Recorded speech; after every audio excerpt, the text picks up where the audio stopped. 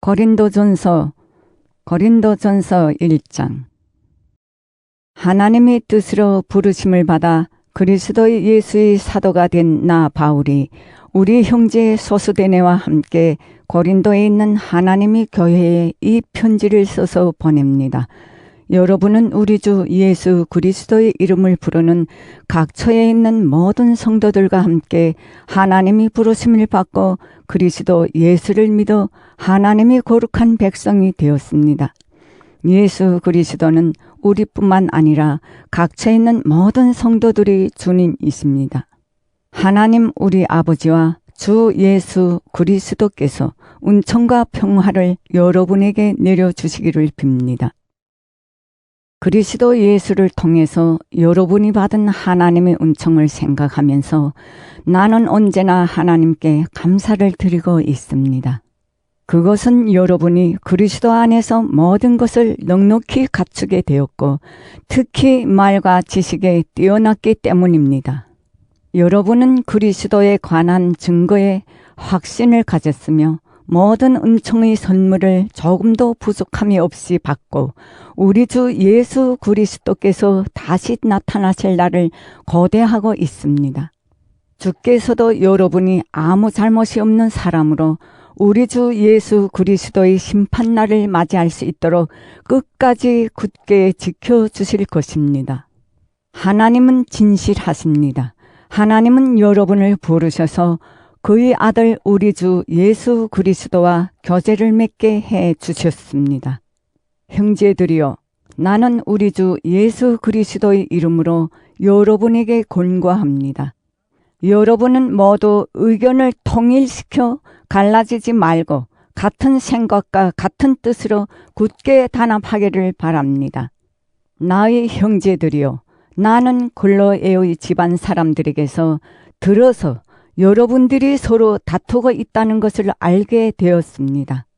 말하자면 여러분은 각각 나는 바울파다, 나는 아볼로파다, 나는 게바파다, 나는 그리스도파다 하며 떠들고 다닌다는 것입니다. 그렇다면 그리스도가 갈라졌다는 말입니까? 여러분을 위하여 십자가에 달린 것이 바울이었습니까? 또 여러분이 바울의 이름으로 세례를 받았단 말입니까?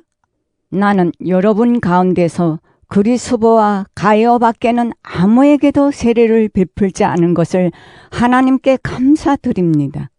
그러니 여러분이 내 이름으로 세례를 받았다는 말은 아무도 할 수 없을 것입니다. 하기는 내가 스데바나 집안 사람들에게 세례를 베푼 일이 있으나 그 밖에는 아무에게도 세례를 베푼 기억이 없습니다. 그리스도께서는 세례를 베풀라고 나를 보내신 것이 아니라 복음을 전하라고 보내셨습니다. 그리고 내가 복음을 전할 때 인간의 지혜로운 말을 쓰지 않는 것은 그리스도의 십자가가 헛되지 않게 하려는 것입니다. 멸망할 사람들에게는 십자가의 리치가 한낱 어리석은 생각에 불과하지만 구원받을 우리에게는 곧 하나님의 능력으로 됩니다. 성경에도 나는 지혜로운 자의 지혜를 없애버리고 총명한 자의 총명을 헛되게 할 것이다 라는 말이 있지 않습니까? 그러니 이제 지혜로운 자가 어디 있고 학자가 어디 있습니까? 또 이 세상의 리론가가 어디 있습니까? 하나님께서 이 세상의 지혜가 어리석다는 것을 보여주시지 않았습니까? 이 세상이 자기 지혜로는 하나님을 알 수 없습니다. 이것이 하나님의 지혜 안에서 된 일입니다. 그래서 하나님께서는 우리가 전하는 어리석다는 복음을 통해서 믿는 사람들을 구원하시기로 작정하셨습니다. 유대 사람들은 기적을 요구하고 히랍 사람들은 지혜를 찾지만 우리는 십자가에 달리신 그리스도를 전할 따름입니다. 그리스도가 십자가에 달렸다는 것은 유대 사람들에게는 비위에 거슬리고 이방 사람들에게는 어리석게 보이는 일입니다. 그러나 유대 사람이나 히랍 사람이나 할 것 없이 하나님이 부르심을 받은 사람에게는 그리스도는 하나님의 능력이며 하나님의 지혜입니다. 하나님께서 하시는 일이 사람의 눈에는 어리석어 보이지만 사람들이 하는 일보다 지혜롭고 하나님의 능력이 사람의 눈에는 약하게 보이지만 사람의 힘보다 강합니다. 형제들이여, 여러분이 하나님의 부르심을 받았을 때의 일을 생각해 보십시오. 인간적으로 볼 때 여러분 중에 지혜로운 사람, 유력한 사람, 가문이 훌륭한 사람이 과연 몇 사람이나 있었습니까? 그런데 하나님께서는 지혜 있다는 자들을 부끄럽게 하시려고 이 세상의 어리석은 사람들을 택하셨으며, 강하다는 자들을 부끄럽게 하시려고 이 세상의 약한 사람들을 택하셨습니다. 또 유력한 자를 무력하게 하시려고 세상에서 보잘것없는 사람들과 멸시받는 사람들, 곧 아무것도 아닌 사람들을 택하셨습니다. 그러니 인간으로서는 아무도 하나님 앞에서 자랑할 수 없다는 말입니다. 그러나 하나님께서는 여러분을 그리스도 예수와 한 몸이 되게 하셨습니다. 그리스도는 하나님께서 주신 우리 지혜이십니다. 그의 은혜로 우리는 하나님과의 올바른 관계에 놓이게 되었고 하나님이 거룩한 백성이 되었고 해방을 받았습니다. 이것은 다 하나님께서 하신 일입니다. 그러므로 성경에도 누구든지 자랑할 자는 주를 자랑한다고 했습니다. 고린도전서 2장. 형제들이여, 내가 여러분을 찾아갔을 때 나는 유식한 말이나 지혜를 가지고 하나님이 그 심오한 진리를 전하려고 하지는 않았습니다. 그것은 내가 여러분과 함께 지내는 동안 예수 그리스도, 특히 십자가에 달리신 그리스도 외에는 아무것도 생각하지 않기로 하였기 때문입니다. 사실 나는 여러분에게로 갔을 때 약하였고 두려워서 몹시 떨었습니다.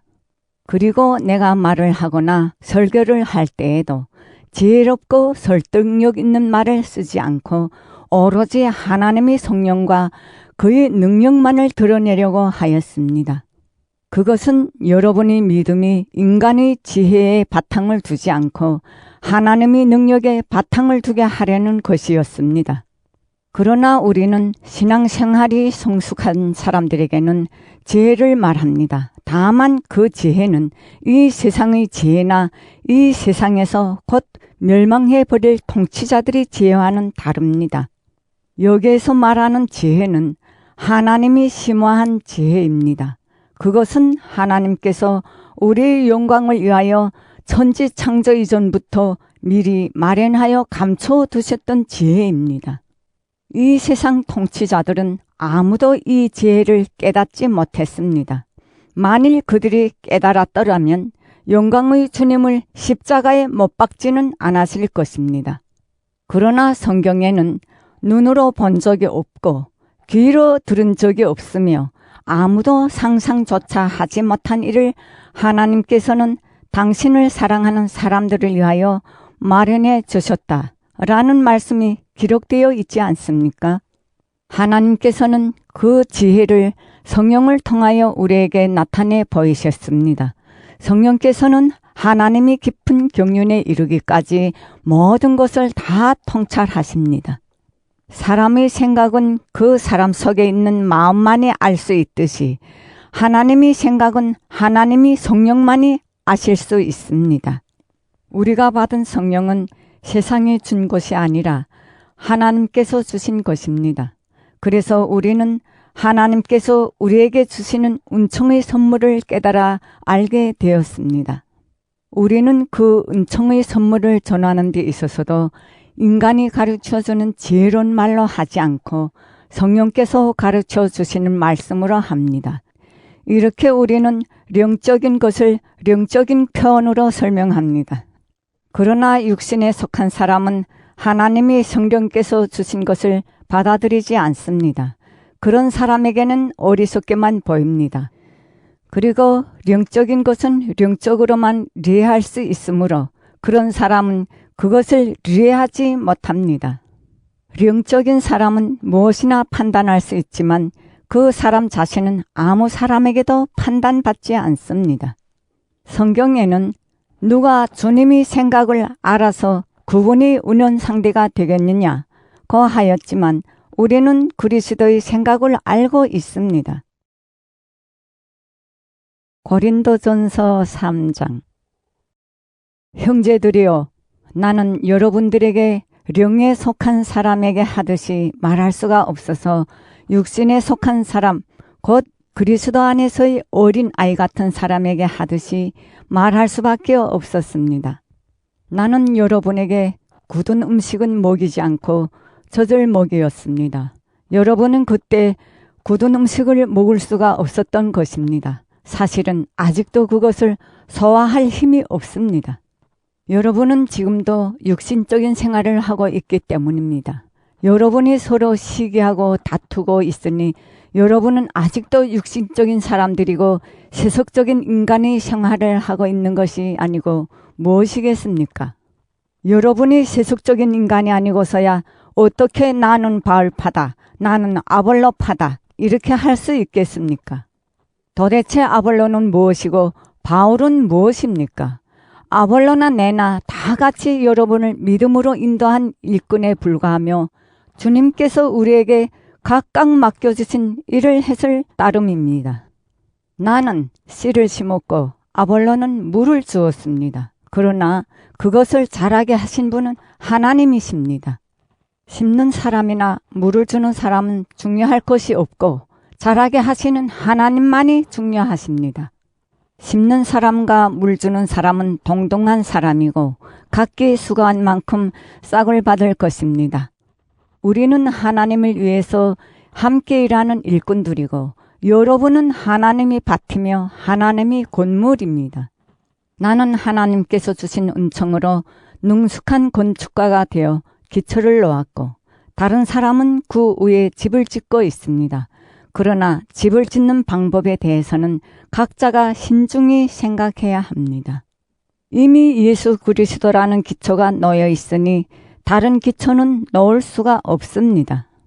이 기초 위에다가 어떤 사람은 금으로, 어떤 사람은 은으로, 어떤 사람은 보석으로, 어떤 사람은 나무로, 어떤 사람은 마른 풀로, 어떤 사람은 짚으로 집을 짓는다고 합시다. 이제 심판의 날이 오면 모든 것이 드러나서 각자가 한 일이 명백하게 될 것입니다.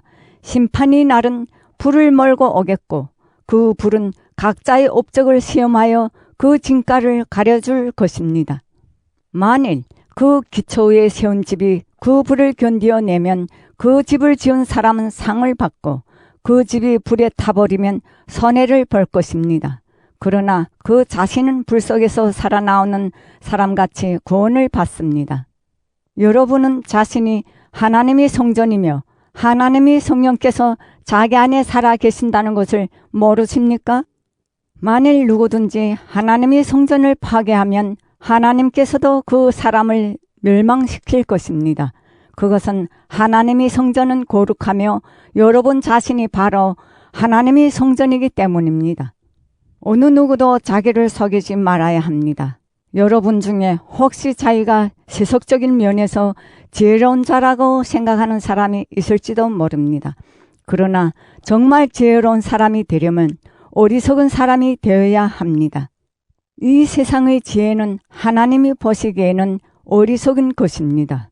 성경에 하나님께서는 지혜롭다는 자들을 제깨에 빠지게 하신다 고 기록되어 있고 또 주님께서는 지혜롭다는 자들의 생각이 헛되다는 것을 아신다 고도 기록되어 있습니다.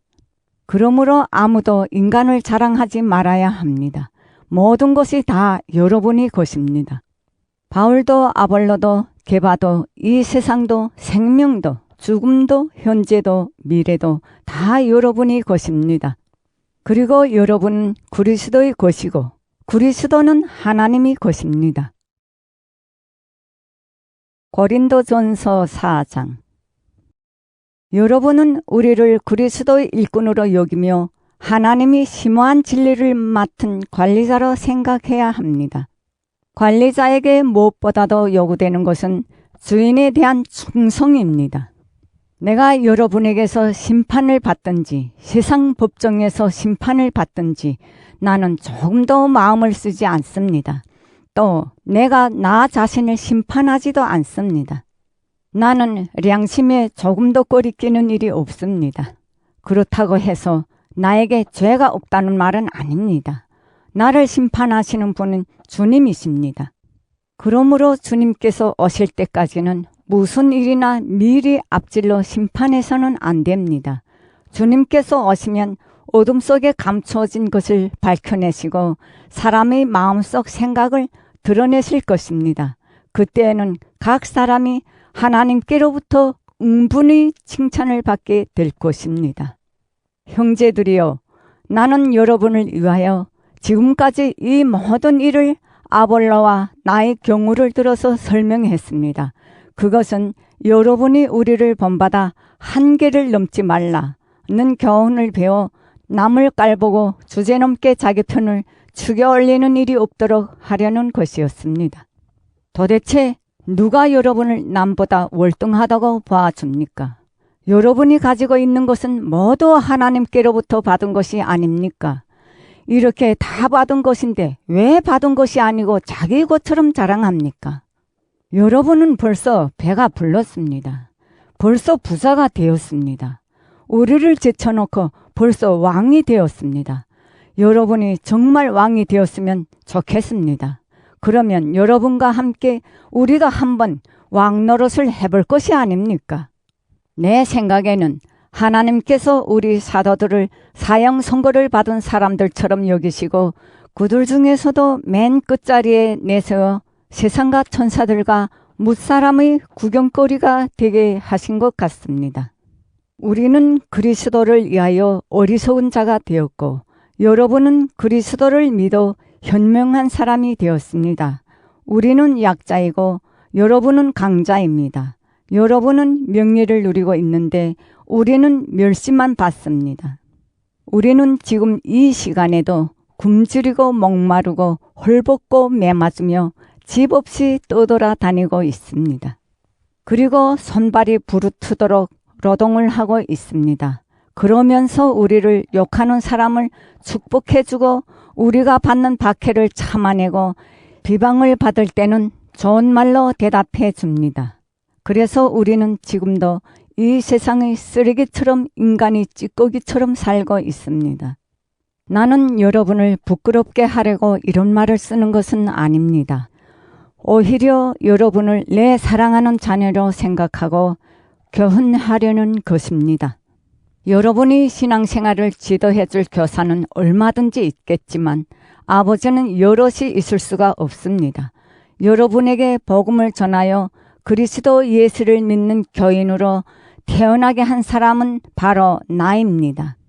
그러므로 나는 여러분에게 권합니다. 나를 본받으십시오. 내가 디모데를 여러분에게 보내는 것도 바로 이 때문입니다. 그는 주님을 진실하게 믿는 나의 사랑하는 아들입니다. 내가 모든 교회에서 가르치고 또 실천하고 있는 그리스도 교인의 생활 원칙을 그가 여러분에게 일깨워 줄 것입니다. 그런데 여러분 가운데는 내가 여러분에게 찾아가지 않을 것으로 생각하여 교만해진 사람들도 있는 모양입니다. 나는 주님의 뜻이라면 속히 여러분에게로 가서 교만해진 그 사람들의 말이 아니라 그들의 능력을 직접 알아보려고 합니다. 하나님의 나라는 말에 있지 않고 능력에 있으니 말입니다. 여러분은 어느 편이 더 좋겠습니까? 내가 채찍을 가지고 여러분에게 가는 것이 좋겠습니까? 그렇지 않으면 사랑과 온유한 마음을 가지고 가는 것이 좋겠습니까? 고린도전서 5장.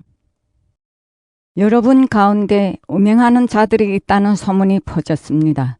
심지어는 제 아버지 아내와 같이 살고 있는 자까지도 있다고 하는데 그런 일은 이방 사람들 사이에서도 볼 수 없는 일입니다. 그런 자들은 여러분이 모임에서 제거되어야 할 터인데도 그것을 슬퍼하기는커녕 오히려 잘난 체 한다니 도대체 어떻게 된 일입니까?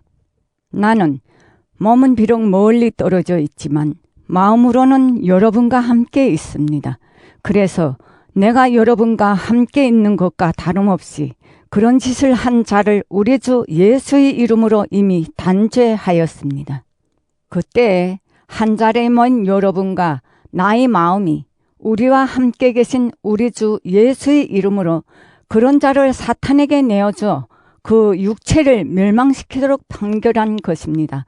그것은 주님의 날에 그의 영혼은 구원을 받도록 하려는 것입니다.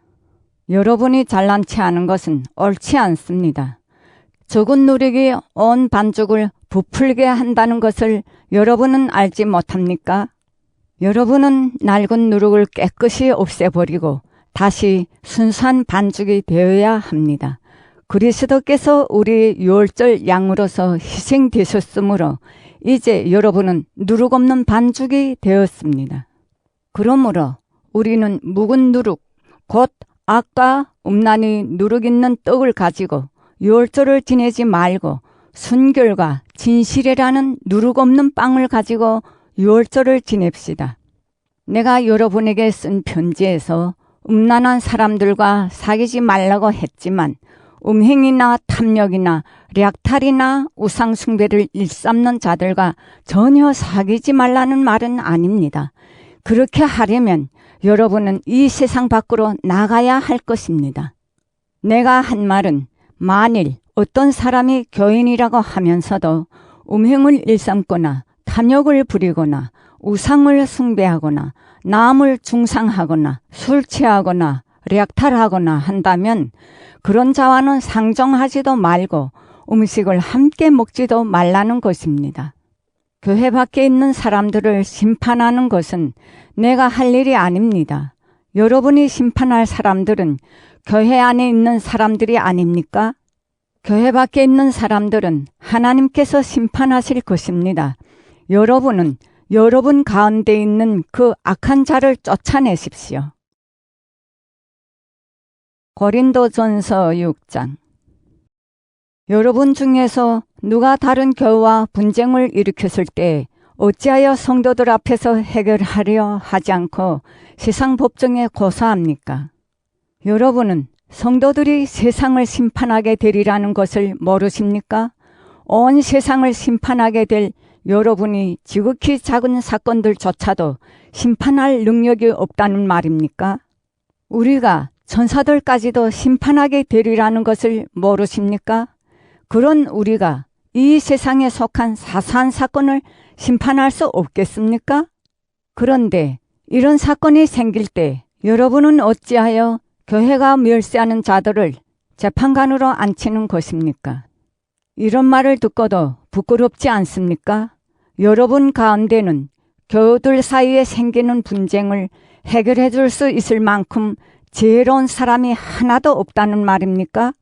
그래서 교우가 교우를 소송하고 더구나 예수를 믿지 않는 사람들이 재판을 받아야 한다는 말입니까? 여러분이 법정에 고소한다는 것은 그 자체가 벌써 여러분이 패배를 말하는 것입니다. 차라리 억울함을 그대로 당하는 것이 어떻습니까? 또 그대로 속는 것이 낫지 않습니까? 왜 그렇게 하지 못합니까? 여러분은 도리어 서로 억울하게 해주고 속여 먹습니다. 더구나 교우들끼리 그런 짓을 하고 있습니다. 불의한 자가 하나님의 나라를 차지하지 못하리라는 것을 모르십니까? 유혹을 당하지 마십시오. 음란한 자나 우상을 숭배하는 자나 간음하는 자나 녀색을 탐하는 자나 남색하는 자나 도둑질하는 자나 탐욕을 부리는 자나 술주정꾼이나 비방하는 자나 략탈하는 자들은 하나님의 나라를 차지하지 못합니다. 여러분 중에도 이런 사람이 들어 있었습니다. 그러나 여러분은 주 예수 그리스도의 이름과 하나님의 성령으로 깨끗이 씻겨지고 거룩하여졌으며 하나님과 올바른 관계에 놓이게 되었습니다. 누구나 나는 무슨 일이든지 할 자유가 있다고 말할 수 있습니다. 그러나 무슨 일이든지 해서 다 유익한 것은 아닙니다. 과연 나는 무슨 일이든지 할 자유가 있습니다. 그러나 나는 그 무엇에도 얽매이지는 않을 것입니다. 또 음식은 배를 위하여 있고 배는 음식을 위하여 있다고 말할 수 있습니다. 그러나 하나님께서는 이것도 저것도 다 없애버리실 것입니다. 몸은 음행을 하라고 있는 것이 아니라 주님을 섬기라고 있는 것입니다. 그리고 주님은 몸을 돌봐주시는 분이십니다. 하나님께서 주님을 다시 살리셨으니 우리도 당신이 권능으로 다시 살려주실 것입니다. 여러분의 몸이 그리스도의 지체라는 것을 알지 못합니까? 그런데 그리스도의 몸이 한 부분을 떼어서 장녀의 몸의 지체로 만들어서야 되겠습니까? 절대로 그럴 수 없습니다. 장녀와 관계를 하는 사람은 장녀와 한 몸이 된다는 것을 모르십니까? 하나님께서 두 사람이 한 몸이 되리라고 말씀하시지 않았습니까? 그러나 주님과 합하는 사람은 주님과 영적으로 하나가 됩니다. 그러니 음행을 피하십시오. 인간이 짓는 모든 다른 죄는 자기 몸 밖에서 일어나는 것이지만 음행하는 자는 제 몸에다 죄를 짓는 것입니다. 여러분의 몸은 여러분이 하나님으로부터 받은 성령이 계시는 성전이라는 것을 모르십니까? 여러분의 몸은 여러분 자신의 것이 아닙니다. 하나님께서는 값을 치르고 여러분의 몸을 사셨습니다. 그러므로 여러분은 자기 몸으로 하나님의 영광을 드러내십시오. 고린도전서 7장. 이제 여러분이 적어보낸 여러 가지 문제에 대하여 대답하겠습니다.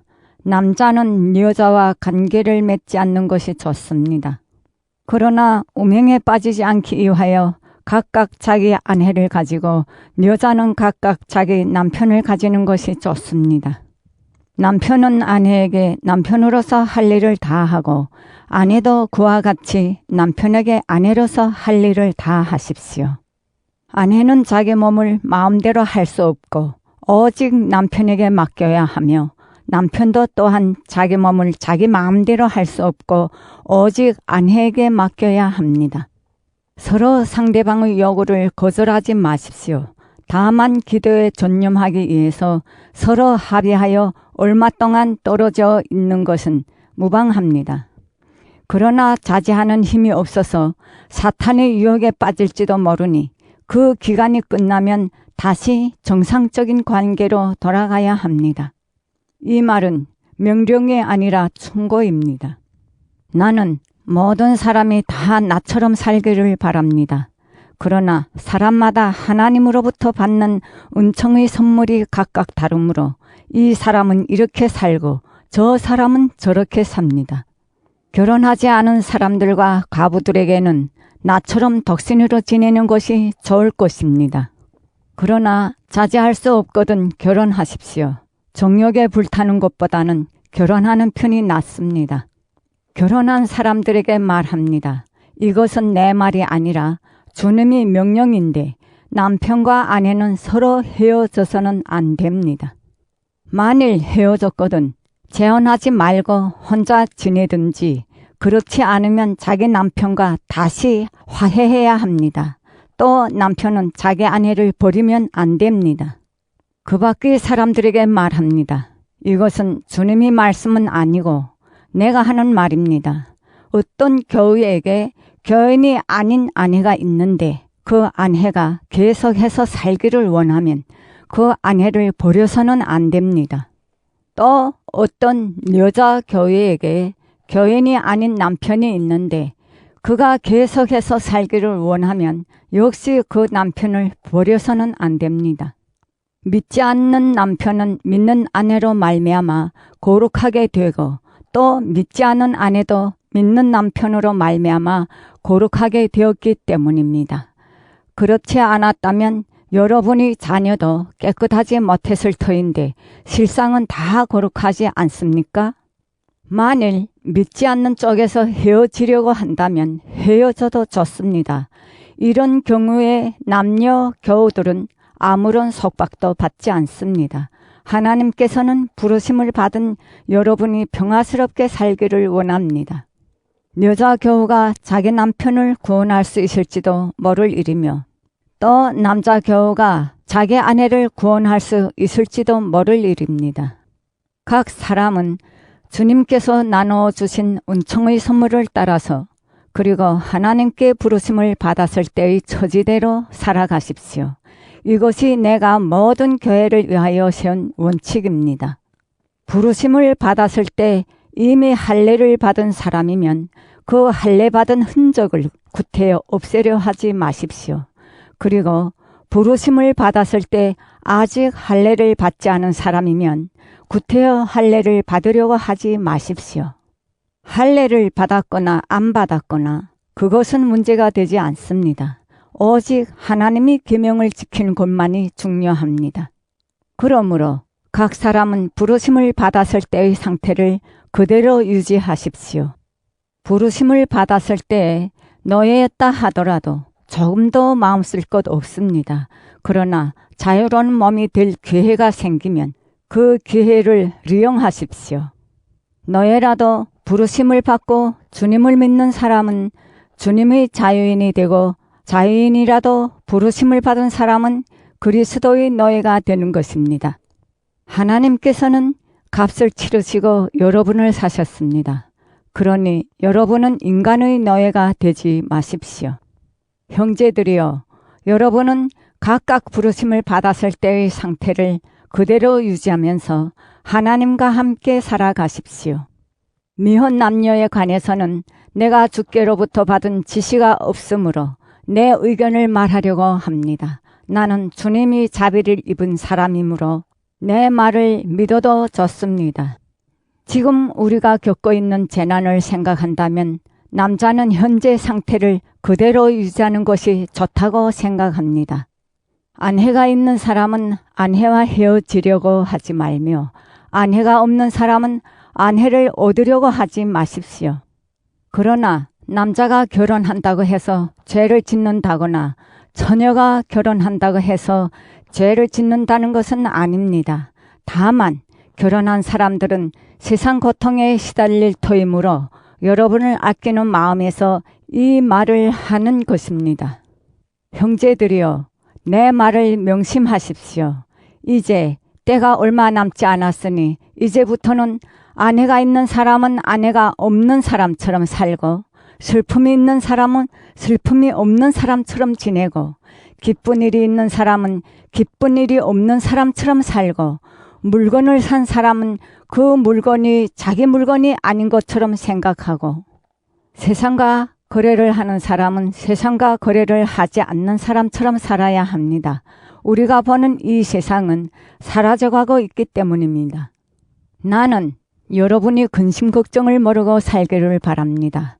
결혼하지 않은 남자는 어떻게 하면 주님을 기쁘게 해 드릴 수 있을까 하고 주님이 일에 마음을 쓰지만 결혼한 남자는 어떻게 하면 자기 아내를 기쁘게 할 수 있을까 하고 세상 일에 마음을 쓰게 되어 마음이 갈라집니다.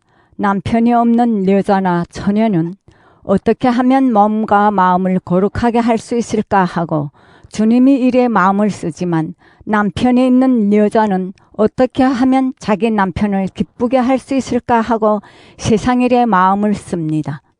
나는 여러분 자신의 이익을 위하여 이 말을 합니다. 여러분을 속박하려는 것이 아니라 오히려 여러분이 아름답게 살며 딴 생각이 없이 오직 주님만을 섬기게 하려는 것입니다. 어떤 사람이 주의 일을 위하여 헌신하려고 하는 자기의 약혼녀에 대하여 애정이 강렬한 경우에 그것이 부적당한 일인 줄 알면서도 어쩔 수 없이 하거든 원하는 대로 하시오. 그것은 죄가 되는 것이 아니니 결혼하는 것이 좋습니다. 그러나 그가 단단히 마음을 먹고 구태여 그렇게 하지 않고도 자기 생각을 다스릴 힘이 있어서 자기 약혼녀를 그대로 두기로 결심한다면 그것은 잘하는 일입니다. 이와 같이 자기 약혼녀와 결혼하는 것도 잘하는 일이지만 결혼하지 않는 것은 더 잘하는 일입니다. 아내는 남편이 살아있는 동안 남편에게 매이지만 남편이 죽으면 자기가 원하는 남자와 결혼할 자유가 있습니다. 그러나 믿는 사람끼리만 할 것입니다. 그리고 이것은 내 의견입니다마는 과부는 과부로 혼자 지내는 것이 더 행복합니다. 나에게도 하나님이 성령이 계신다고 나는 생각합니다. 고린도전서 8장. 이제는 우상 앞에 놓았던 재물에 대하여 말하겠습니다. 우리는 다 지식이 있다고 여러분은 말하는데 사실 그렇습니다. 그러나 지식은 사람을 교만하게 만듭니다. 사람을 향상시켜주는 것은 사랑입니다. 자기가 무엇을 좀 안다고 생각하는 사람이 있다면 그는 마땅히 알아야 할 것을 아직 알지 못하고 있는 것입니다. 그러나 하나님을 사랑하는 사람은 하나님께서도 그를 알아주십니다. 우상 앞에 놓았던 재물 먹는 문제가 나왔지만 우리가 알고 있는 대로 세상에 있는 우상은 아무것도 아니고 또 하나님은 한 분밖에 안 계십니다. 남들은 하나님도 많고 주도 많아서 소위 신이라는 것들이 하늘에도 있고 땅에도 있다고들 하지만 우리에게는 아버지가 되시는 하나님 한 분만이 계실 뿐입니다. 그분은 만물을 창조하신 분이며 우리는 그분을 위해서 있습니다. 또 주님은 예수 그리스도 한 분이 계실 뿐이고 그분을 통해서 만물이 존재하고 우리도 그분으로 말미암아 살아갑니다. 그러나 모든 사람이 다 이런 지식을 가지고 있는 것은 아닙니다. 어떤 교우들은 아직까지도 우상을 섬기던 관습에 젖어 있어서 우상에게 바쳤던 제물을 먹을 때는 그것이 참말로 우상의 것이라고 생각합니다. 그리고 그들의 양심이 약하기 때문에 그 음식으로 말미암아 자기들이 더럽혀졌다고 생각합니다. 음식이 우리를 하나님께로 가까이 나가게 해주는 것은 아닙니다. 그것을 안 먹었다고 해서 손해될 것도 없고 먹었다고 해서 더 리로울 것도 없습니다. 다만 여러분이 자유로운 행동이 믿음이 약한 사람을 넘어지게 하는 일이 없도록 조심하십시오. 지식이 있다는 여러분이 우상의 사당에 앉아 재물을 먹고 있는 것을 믿음이 약한 사람이 본다면 그는良심에 꺼리면서도 용기를 얻어가지고 우상의 재물을 먹게 되지 않겠습니까? 그렇게 되면 믿음이 약한 그 사람은 여러분의 그 지식 때문에 망하게 될 것입니다. 그리스도께서는 그 형제를 위해서도 죽으시지 않았습니까? 여러분이 이렇게 형제에게 죄를 짓고 그들이 약한良심에 상처를 입히는 것은 결국 여러분이 그리스도에게 죄를 짓는 것입니다. 만일 음식이 내 형제를 넘어뜨린다면 나는 그를 넘어뜨리지 않기 위해서 절대로 고기를 다시 입에 대지 않겠습니다. 고린도전서 9장. 내가 자유로운 사람이 아니란 말입니까? 내가 사도가 아니라는 말입니까? 내가 우리 주 예수를 뵙지 못했단 말입니까? 여러분은 바로 내가 주님을 위해서 일하며 얻은 열매가 아닙니까? 비록 내가 다른 사람들에게는 사도가 아닐지라도 여러분에게는 사도입니다. 주님을 믿는 여러분이야말로 내가 사도라는 것을 증명해주는 확실한 표입니다. 나를 비판하는 사람들에게 나는 대답합니다. 도대체 우리에게 먹고 마실 권리가 없단 말입니까? 우리라고 해서 다른 사도들이나 주님의 형제들이나 게바처럼 그리스도를 믿는 아내를 데리고 다닐 권리가 없단 말입니까? 혹은 나와 바나바에게만 노동하지 않고 먹을 권리가 없단 말입니까? 자기 비용을 써가면서 군인 노릇을 하는 사람이 도대체 어디 있습니까? 누가 포도밭을 만들어 놓고 그 밭에서 열매를 따먹지 않겠습니까? 또 도대체 누가 양을 친다면서 그 젖을 짜먹지 않겠습니까? 내가 단순히 인간의 경험만으로 이런 말을 하는 줄 아십니까? 율법도 이렇게 말하지 않습니까? 모세의 율법에 타작마당에서 일하는 소에게 망을 씌우지 말라고 기록되어 있습니다. 하나님께서 소를 걱정해서 하신 말씀이겠습니까? 아니면 우리를 위해서 하신 말씀이겠습니까? 물론 우리를 위해서 기록해 두신 말씀입니다. 밭을 가는 사람이 희망을 가지고 일하고 타작하는 사람이 자기 몫을 얻으리라는 희망을 가지고 일하는 것은 당연한 일입니다. 우리가 여러분에게 영적인 씨를 심어 줬는데 이제 여러분에게서 물질적인 것을 거둔다고 해서 그것이 지나친 일이겠습니까? 다른 사람들이 여러분에게서 거두어갈 권리를 가졌다면 우리에게는 더 큰 권리가 있지 않겠습니까? 그러나 우리는 이 권리를 행사하지 않았습니다. 오히려 그리스도의 복음을 전하는데 조금이라도 방해가 되지 않도록 모든 것을 참고 지냈습니다. 성전에서 일하는 사람들은 성전에서 나는 것을 먹고 살며 제단을 맡아보는 사람들은 제단 제물을 나누어 가진다는 것을 모릅니까? 이와 같이 복음을 전하는 사람들도 그 일로 먹고 살 수 있도록 주님께서 제정해 주셨습니다. 그러나 나는 이런 권리를 조금도 써본 일이 없습니다. 또 내 권리를 주장하고 싶어서 이런 말을 하는 것도 아닙니다. 그러느니 차라리 죽는 것이 낫겠습니다.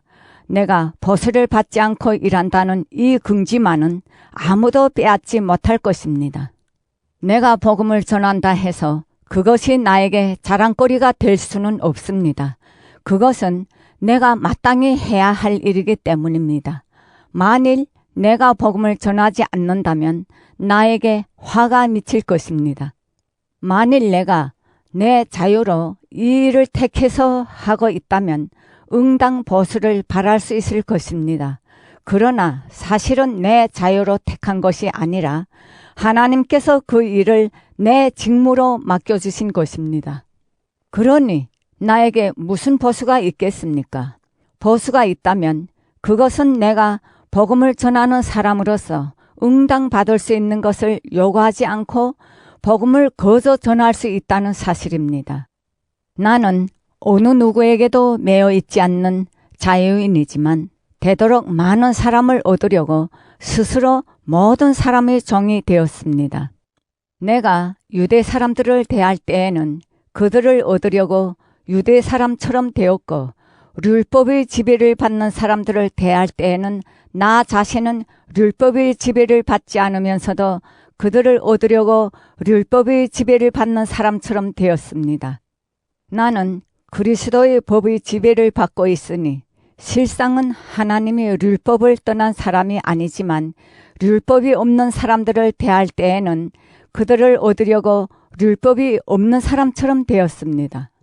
그리고 내가 믿음이 약한 사람들을 대할 때에는 그들을 얻으려고 약한 사람이 되었습니다. 이와 같이 내가 어떤 사람을 대하든지 그들처럼 된 것은 어떻게 해서든지 그들 중에서 다만 몇 사람이라도 구원하려고 한 것입니다. 나는 복음을 전하기 위해서는 무슨 일이라도 하고 있습니다. 그리하여 그들과 다 같이 복음의 축복을 나누려는 것입니다. 경기장에서 다름질하는 사람들이 다 같이 달리지만 상을 받는 사람은 하나뿐이라는 것을 여러분은 모르십니까? 여러분도 힘껏 달려서 상을 받도록 하십시오. 경기에 나서는 사람들은 온갖 어려움을 이겨내야 합니다. 그들은 썩어 없어질 월계관을 얻으려고 그렇게 애쓰지만 우리는 불멸의 월계관을 얻으려고 애쓰는 것입니다. 그러므로 나는 다름질을 하되 목표 없이 달리지 않으며 권투를 하되 허공을 치지 않습니다. 나는 내 몸을 사정없이 단련하여 언제나 민첩하게 움직일 수 있게 합니다. 이것은 내가 남들에게는 이기자고 외쳐놓고 나 자신은 버림을 받을까 두려워하기 때문입니다. 고린도전서 10장. 형제들이여, 여러분은 다음과 같은 사실을 꼭 기억해 두어야 하겠습니다. 모세 때에 우리 조상들은 구름의 인도를 받았고 모두가 홍해를 무사히 건넜습니다. 말하자면 그들은 모두 구름과 바다 속에서 세례를 받아 모세의 사람이 되었던 것입니다. 그들은 모두 똑같은 영적 양식을 먹었고 또 똑같은 영적 음료수를 마셨습니다. 그들이 동반자인 영적 바위에서 나오는 물을 마셨다는 말입니다. 그 바위는 곧 그리스도였습니다. 그러나 하나님께서는 그들이 대부분을 못마땅하게 생각하셨습니다. 그리하여 그들은 죽어서 그 시체가 여기저기에 흩어지게 되었습니다. 이것은 우리가 우리 조상들처럼 악을 일삼아서는 안 된다는 것을 경고하는 본보기입니다. 그들의 일부는 우상을 숭배하였는데 여러분은 그들처럼 우상 숭배자가 되지 마십시오. 그들에 대해서 성경에는 백성들이 앉아서는 먹고 마셨고 일어서서는 춤을 추었다고 기록되어 있습니다. 어떤 사람들은 음행을 일삼다가 하루에 다 죽어 넘어졌는데 그 수가 23,000명이나 됩니다. 우리들은 그들처럼 음행에 빠져서는 안 되겠습니다. 또 어떤 사람들은 주님을 떠보다가 뱀에게 물려 죽었습니다. 우리는 그들처럼 주님을 떠보는 자가 되어서는 안 되겠습니다. 그리고 또 어떤 사람들은 불평을 하다가 살육의 천사의 손에 멸망을 당하였습니다. 우리는 그들처럼 불평하는 자가 되어서는 안 되겠습니다. 그들이 이런 일들을 당함으로써 다른 사람들에게는 경고가 되었으며 그것이 기록에 남아서 이제 세상의 종말을 눈앞에 둔 우리에게는 교훈이 되었습니다. 자기 발로 서 있다고 생각하는 사람은 넘어지지 않도록 조심해야 합니다. 여러분이 겪은 시련은 모두 인간이 능히 감당해낼 수 있는 시련들이었습니다. 하나님은 신의가 있는 분이십니다. 하나님께서는 여러분에게 힘겨운 시련을 겪게 하지는 않으십니다. 시련을 주시더라도 그것을 극복하고 벗어날 수 있는 길을 마련해 주실 것입니다. 그러므로 사랑하는 형제들이여 우상 숭배를 멀리 하십시오.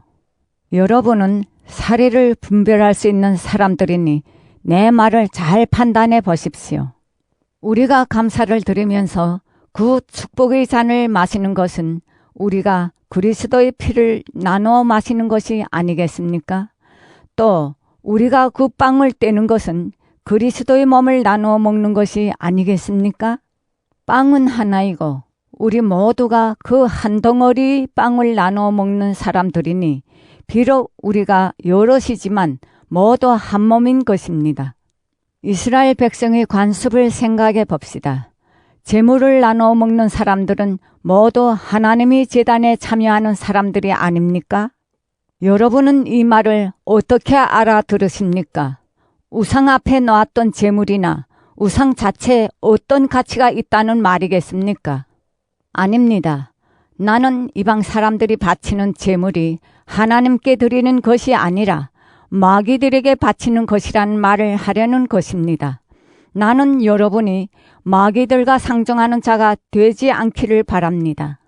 주의 잔을 마시는 여러분이 마귀들의 잔을 마실 수는 없습니다. 또 주의 식탁에 참여하는 여러분이 마귀들의 식탁에 참여할 수는 없습니다. 우리가 주를 질투하게 해드려서야 되겠습니까? 우리가 주님보다 강하단 말입니까? 누구나 나는 무슨 일이든지 할 자유가 있다고 말할 수 있습니다. 그러나 무슨 일이든지 해서 다 유익한 것이 아닙니다. 나는 무슨 일이든지 할 자유가 있다고 말할 수 있지만 모든 것이 다 사람에게 도움이 되는 것은 아닙니다. 누구든지 자신의 리익을 구하지 말고 남의 리익을 도모해야 합니다.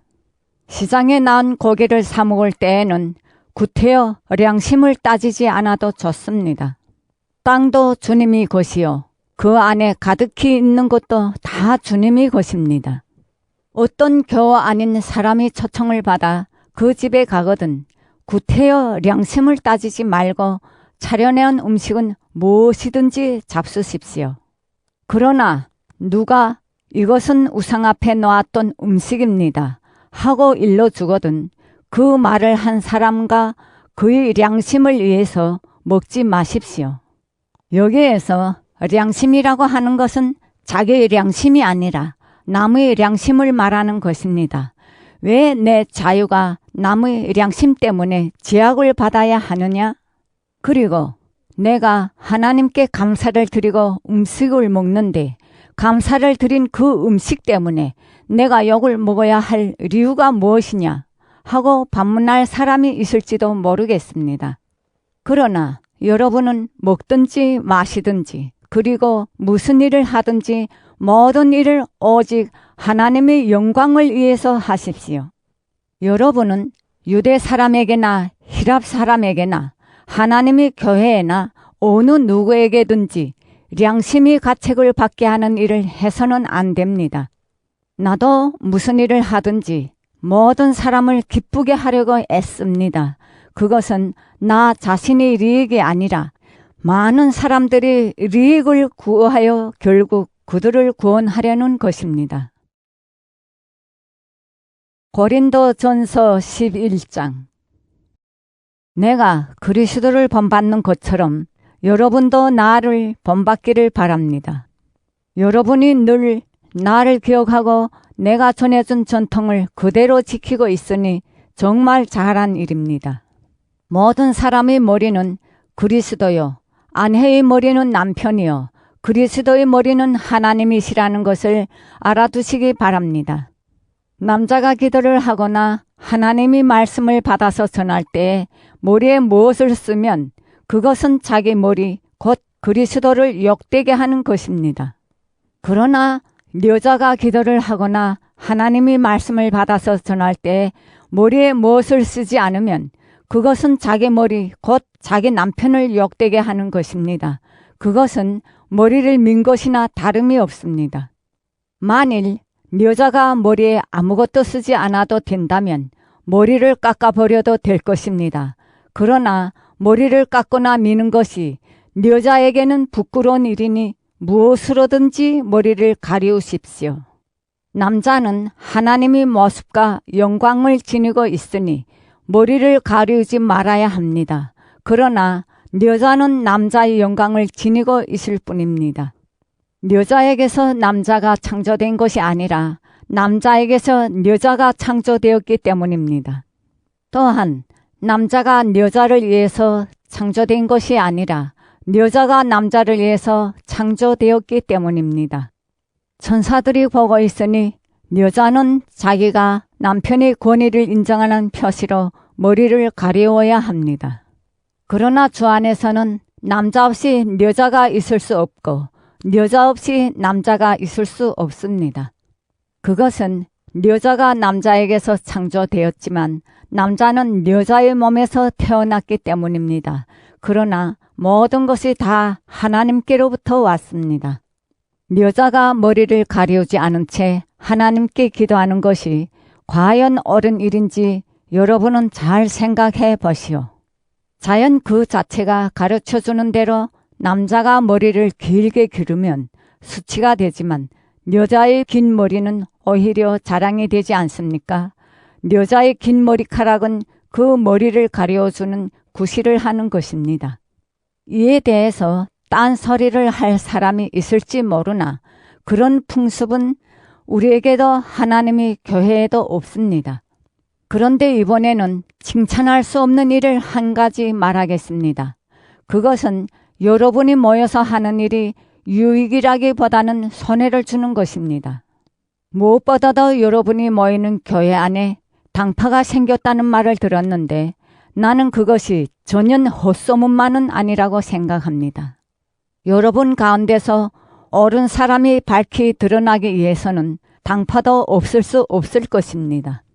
그러나 여러분이 한자리에 모여서 나누는 식사는 주님의 성찬을 나누는 것이라 할 수 없습니다. 여러분은 모여서 음식을 먹을 때 각각 자기가 가져온 것을 먼저 먹어치우기 때문에 어떤 사람은 배고프고 어떤 사람은 술에 만취합니다. 각각 자기 집이 없어서 거기에서 먹고 마시는 것입니까? 그렇지 않으면 하나님의 교회를 멸시하고 가난한 사람들에게 창피를 주려고 그러는 것입니까? 내가 무엇이라고 말해야 하겠습니까? 이래도 여러분을 칭찬해야 하겠습니까? 이 일만은 칭찬할 수 없습니다. 내가 여러분에게 전해준 것은 주님께로부터 받은 것입니다. 곧 주 예수께서 잡히시던 날 밤에 빵을 손에 드시고 감사의 기도를 드리신 다음 빵을 떼시고 이것은 너희들을 위하여 주는 내 몸이니 나를 기념하여 이례를 행하여라 하고 말씀하셨습니다. 또 식후에 잔을 드시고 감사의 기도를 드리신 다음 이것은 내 피로 맺는 새로운 계약의 잔이니 마실 때마다 나를 기념하여 이례를 행하여라 하고 말씀하셨습니다. 그러므로 여러분은 이 빵을 먹고 이 잔을 마실 때마다 주님이 죽으심을 그가 오실 때까지 전하는 것입니다. 그러므로 누구든지 합당치 않게 그 빵을 먹거나 주의 잔을 마시는 사람은 주의 몸과 피를 범하는 죄를 짓는 것입니다. 각 사람은 자신을 살피고 나서 그 빵을 먹고 그 잔을 마셔야 합니다. 주의 몸을 분별 없이 먹고 마시는 사람은 자기에게 내릴 심판을 먹고 마시는 것입니다.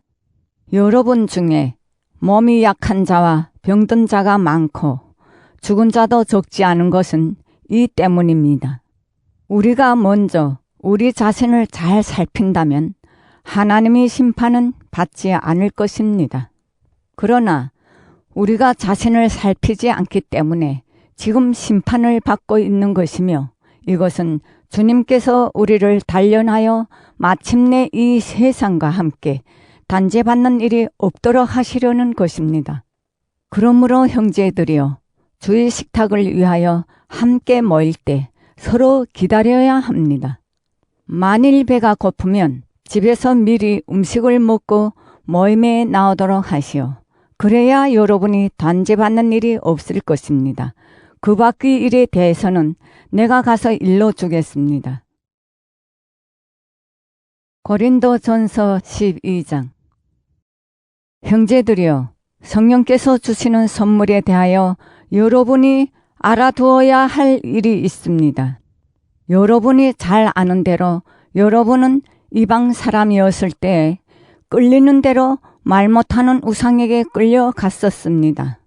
그래서 여러분에게 알게 하는 것입니다만 하나님의 성령을 받아 말하는 사람은 아무도 예수는 저주받아라 라고 욕할 수 없고 또 성령의 인도를 받지 않고서는 아무도 예수는 주님이시다 라고 고백할 수 없었습니다. 은총의 선물은 여러 가지이지만 그것을 주시는 분은 같은 성령이십니다. 주님을 섬기는 직책은 여러 가지이지만 우리가 섬기는 분은 같은 주님이십니다. 이의 결과는 여러 가지이지만 모든 사람 안에서 모든 일을 이루어 주시는 분은 같은 하나님이십니다. 성령께서는 각 사람에게 각각 다른 은총의 선물을 주셨는데 그것은 공동의 리익을 위한 것입니다. 어떤 사람은 성령에게서 지혜의 말씀을 받았고 어떤 사람은 같은 성령에게서 지식의 말씀을 받았으며 어떤 사람은 같은 성령에게서 믿음을 받았고 어떤 사람은 같은 성령에게서 병 고치는 능력을 선물로 받았습니다. 어떤 사람은 기적을 행하는 능력을, 어떤 사람은 하나님의 말씀을 받아서 전하는 직책을, 어떤 사람은 어느 것이 성령의 활동인지를 가려내는 힘을, 어떤 사람은 여러 가지 방언을 말하는 능력을, 어떤 사람은 그 방언을 통역하는 힘을 받았습니다. 이 모든 것은 같은 성령께서 하시는 일입니다. 성령께서는 이렇게 당신이 원하시는 대로 각 사람에게 각각 다른 은총의 선물을 나눠 주십니다. 몸은 하나이지만 많은 지체를 가지고 있고 몸에 달린 지체는 많지만 그 모두가 한 몸을 이루는 것처럼 그리스도의 몸도 그러합니다. 유대 사람이든 히랍 사람이든 종이든 자유인이든 우리는 모두 한 성령으로 세례를 받아 한 몸이 되었고 같은 성령을 받아 마셨습니다. 몸은 한 지체로 된 것이 아니라 많은 지체로 되어 있습니다. 발이 나는 손이 아니니까 몸에 달리지 않았다 고 말한다고 해서 발이 몸의 한 부분이 아니겠습니까? 또 귀가 나는 눈이 아니니까 몸에 달리지 않았다 고 말한다고 해서 귀가 몸의 한 부분이 아니겠습니까? 만일 온 몸이 다 눈이라면 어떻게 들을 수 있겠습니까? 또 온 몸이 다 귀라면 어떻게 냄새를 맡을 수 있겠습니까? 그래서 하나님께서는 당신이 뜻대로 각각 다른 기능을 가진 여러 지체를 우리의 몸에 두셨습니다. 모든 지체가 다 같은 것이라면 어떻게 몸을 이룰 수 있겠습니까? 그래서 한 몸에 많은 지체가 있는 것입니다. 눈이 손들어 너는 나에게 소용이 없다고 말할 수도 없고 머리가 발더러 너는 나에게 소용이 없다고 말할 수도 없습니다. 뿐만 아니라 몸 가운데서 다른 것들보다 약하다고 여겨지는 부분이 오히려 더 요긴합니다. 우리는 몸 가운데서 별로 중요하게 여기지 않는 부분을 더욱 조심스럽게 감싸고 또 보기 흉한 부분을 더 보기 좋게 꾸밉니다. 그러나 보기 좋은 지체들에게는 그렇게 할 필요가 없습니다. 이렇게 하나님께서도 변변치 못한 부분을 더 귀중하게 여겨주셔서 몸의 조화를 이루게 해주셨습니다. 이것은 몸 안에 분열이 생기지 않고 모든 지체가 서로 도와나가도록 하시려는 것입니다. 한 지체가 고통을 당하면 다른 모든 지체도 함께 아파하지 않겠습니까? 또 한 지체가 영광스럽게 되면 다른 모든 지체도 함께 기뻐하지 않겠습니까? 여러분은 다 함께 그리스도의 몸을 이루고 있으며 한 사람 한 사람은 그 지체가 되어 있습니다. 하나님께서는 교회 안에 다음과 같은 직책을 두셨습니다.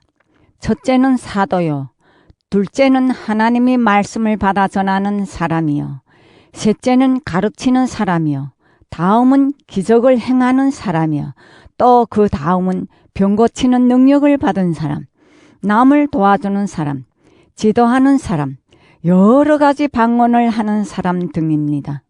모두가 사도일 수는 없지 않겠습니까? 모두가 다 하나님의 말씀을 받아 전하는 사람일 수는 없지 않겠습니까?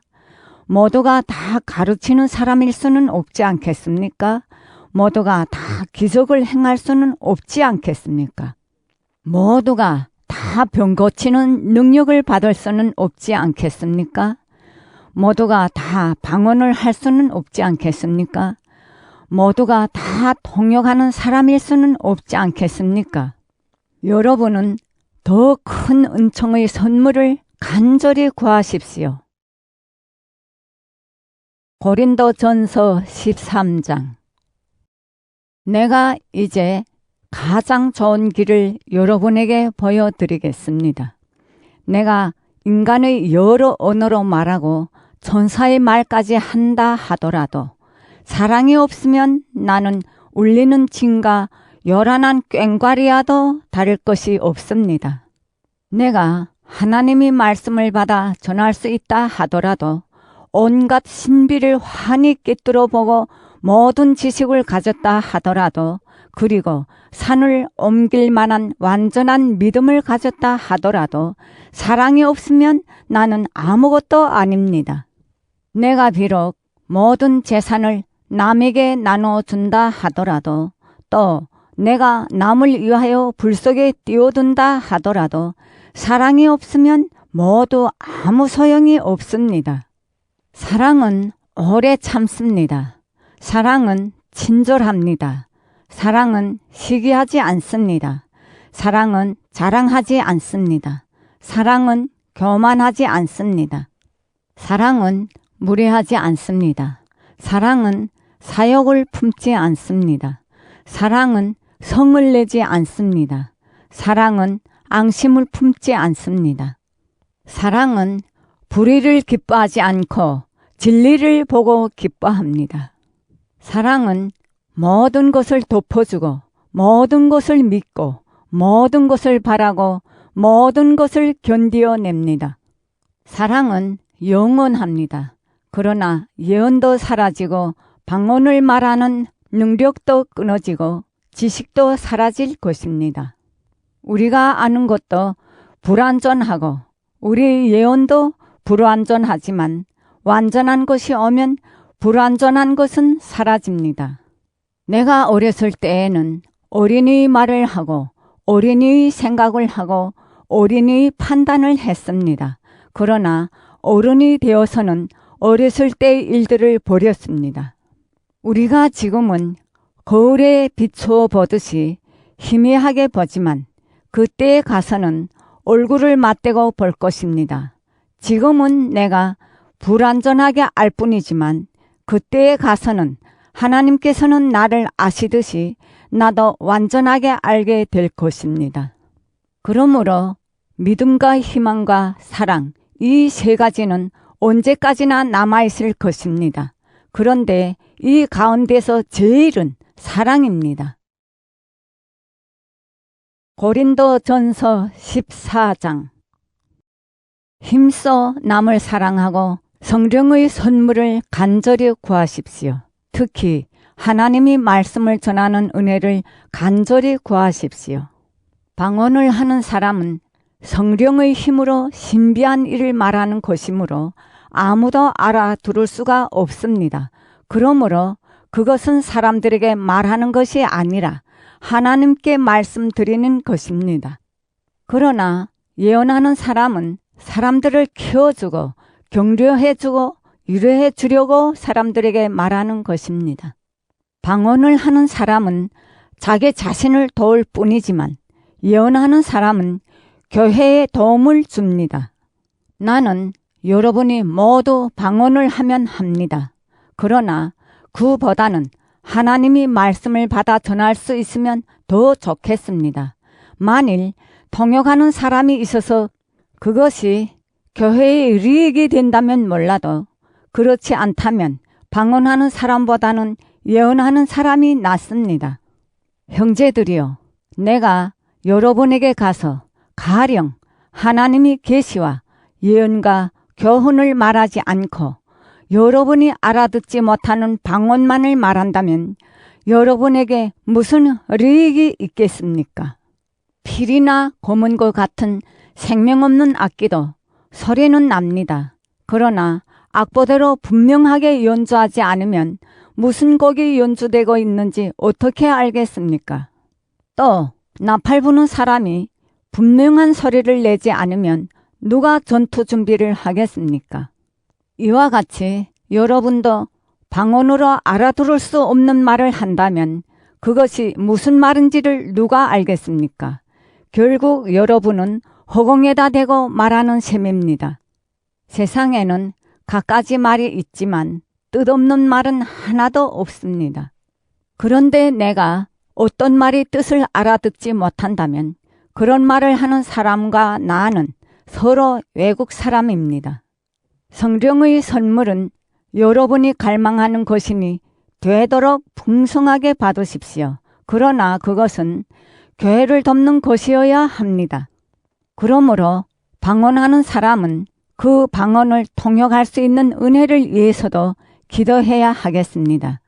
만일 내가 방언으로 기도한다면 기도하는 것은 내 심령뿐이고 내 리성은 작용을 하지 않습니다. 그러면 어떻게 하는 것이 좋겠습니까? 나는 심령으로 기도하는 동시에 리성으로도 기도하겠습니다. 나는 심령으로 찬미 노래를 부르는 동시에 리성으로도 찬미 노래를 부르겠습니다. 만일 여러분이 심령으로만 감사의 기도를 드린다면 그 집회에 참가한 보통 교인들은 당신이 말하는 것을 알아듣지 못할 터이니 어떻게 그 감사의 기도 끝에 아멘 하고 응답할 수 있겠습니까? 여러분은 훌륭하게 감사의 기도를 드리지만 남에게는 아무런 도움이 되지 못합니다. 나는 여러분 가운데 어느 누구보다도 방언을 더 많이 말할 수 있다는 것을 하나님께 감사드립니다. 그러나 교회에서 남을 가르치기 위해서는 방언으로 1만 마디의 말을 하는 것보다는 차라리 내 리성으로 5마디의 말을 하고 싶습니다. 형제들이여, 생각하는 데는 어린아이가 되지 마십시오. 악한 일에는 어린아이가 되고 생각하는 데는 어른이 되십시오. 율법서에 내가 다른 방언을 말하는 자들의 혀와 외국 사람의 입술을 빌어 이 백성에게 말할지라도 그들은 끝내 내 말을 귀담아 듣지 않으리라. 주께서 말씀하신다. 고 기록되어 있습니다. 그러므로 방언은 믿는 사람을 위한 것이 아니라 믿지 않는 사람에게 보여주신 하나님의 능력의 표입니다. 그러나 말씀을 받아 전하는 것은 믿지 않는 사람을 위한 것이 아니라 믿는 사람에게 보여주신 하나님의 능력의 표입니다. 만일 온 교회가 모여서 저마다 방언으로 말하고 있을 때 보통 교인이나 믿지 않는 사람이 그 자리에 들어온다면 그들은 여러분을 보고 미쳤다고 하지 않겠습니까? 그러나 모두가 하나님의 말씀을 받아 전하고 있을 때 믿지 않는 사람이나 보통 교인이 그 자리에 들어온다면 그 사람은 모든 사람이 하는 말을 듣고 마음의 가책을 받아 자기가 죄인이라는 것을 깨닫게 될 것이고 마침내 자기 마음에 품은 비밀이 폭로될 것입니다. 그러면 엎드려 하나님을 경배하며 진정으로 하나님께서 여러분과 함께 계십니다 하고 고백하게 될 것입니다. 그러면 형제들이여, 어떻게 해야 하겠습니까? 여러분이 함께 모일 때에는 찬송하는 사람도 있고 가르치는 사람도 있고 하나님이 계시를 말하는 사람도 있고 방언을 하는 사람도 있고 그것을 통역하는 사람도 있을 터이지만 모든 것은 교회 발전에 도움이 되도록 해야 합니다. 방언을 말할 때에는 둘이나 많아야 셋이 차례로 말해야 하고 한 사람은 그것을 통역해 주어야 합니다. 통역할 사람이 없을 때에는 교회 안에서는 그런 말을 쓰지 말고 혼자서 말하거나 하나님하고만 말하십시오.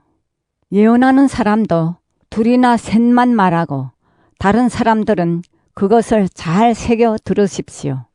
그러나 곁에 앉은 사람이 하나님의 계시를 받을 경우에는 먼저 말하던 사람은 말을 중단해야 합니다.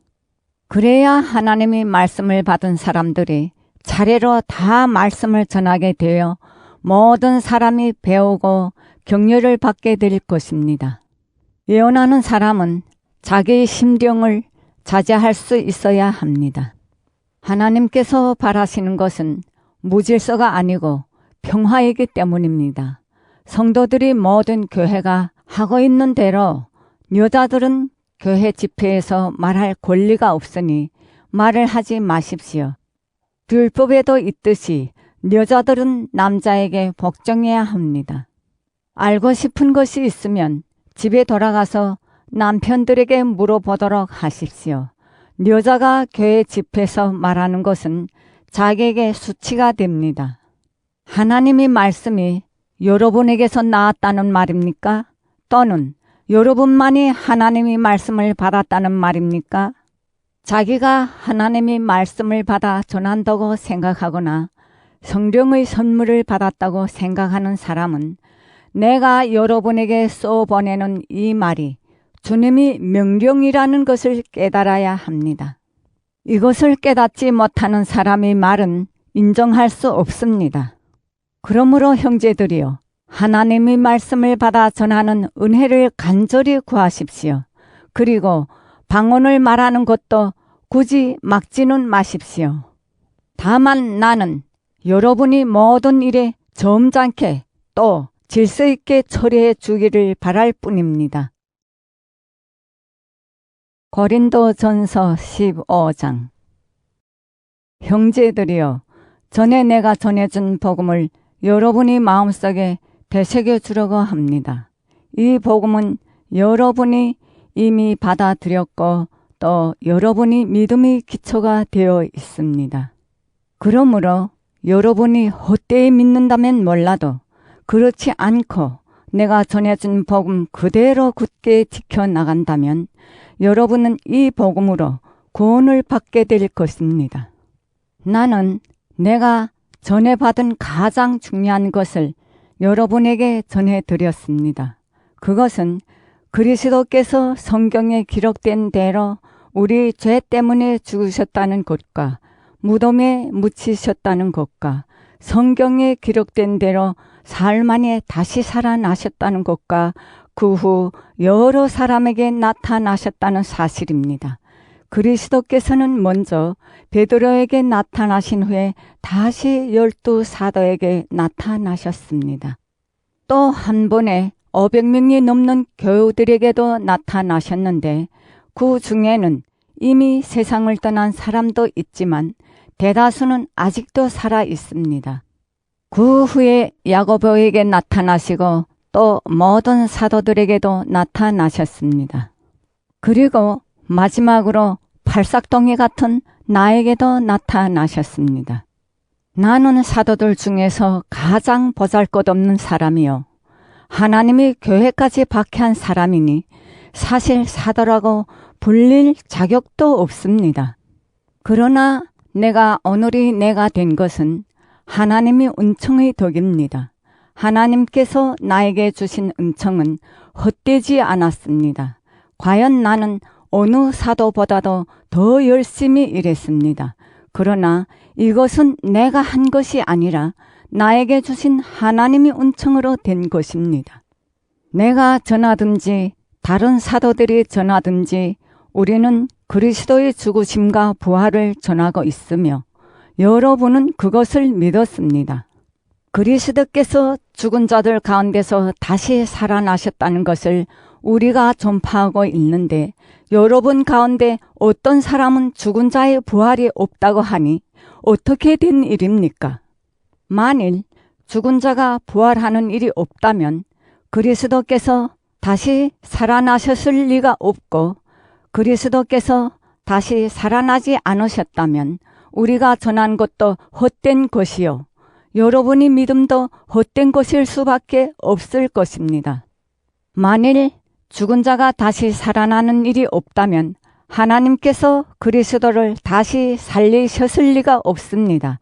그렇다면 하나님께서 그리스도를 다시 살리셨다고 증언하는 우리는 결국 하나님을 거스리는 거짓 증인이라는 셈입니다.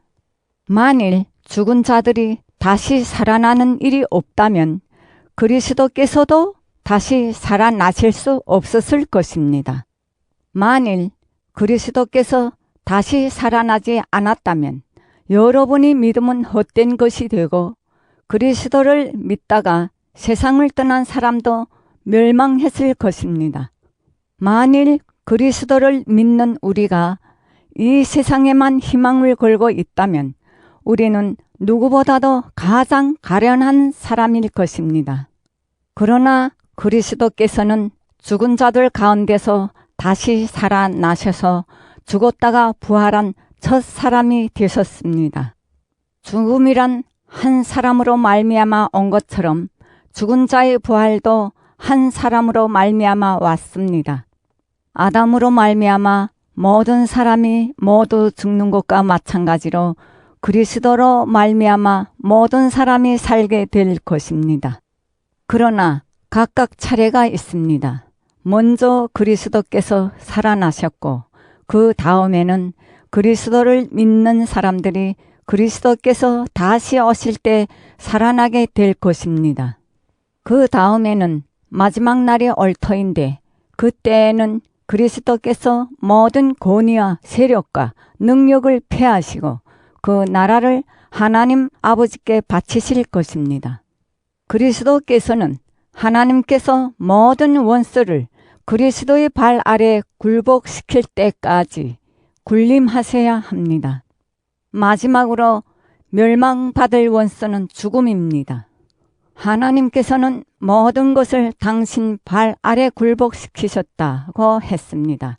이렇게 모든 것을 굴복시키셨다고 할 때 굴복시키는 그분은 그 속에 포함되어 있지 않다는 것이 분명합니다.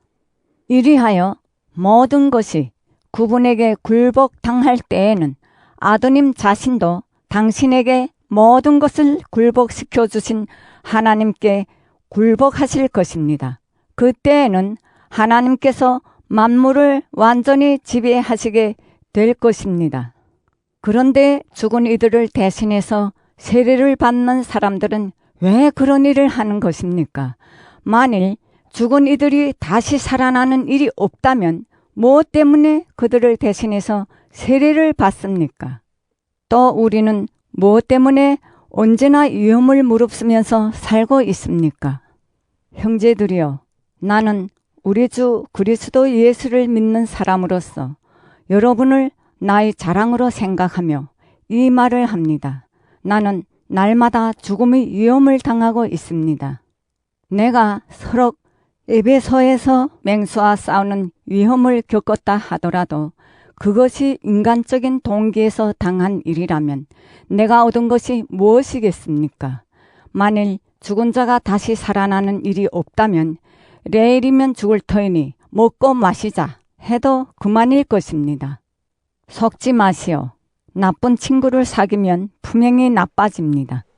정신을 똑바로 차리고 죄를 짓지 마시오. 여러분 중에는 하나님을 모르는 사람이 있어서 부끄러운 줄을 알라고 이런 말을 하는 것입니다. 그러면 죽은 사람이 어떻게 다시 살아나며 어떤 몸으로 살아나느냐 하고 묻는 사람이 있을지도 모릅니다. 어리석은 질문입니다. 시몬 씨는 죽지 않고서는 살아날 수 없습니다.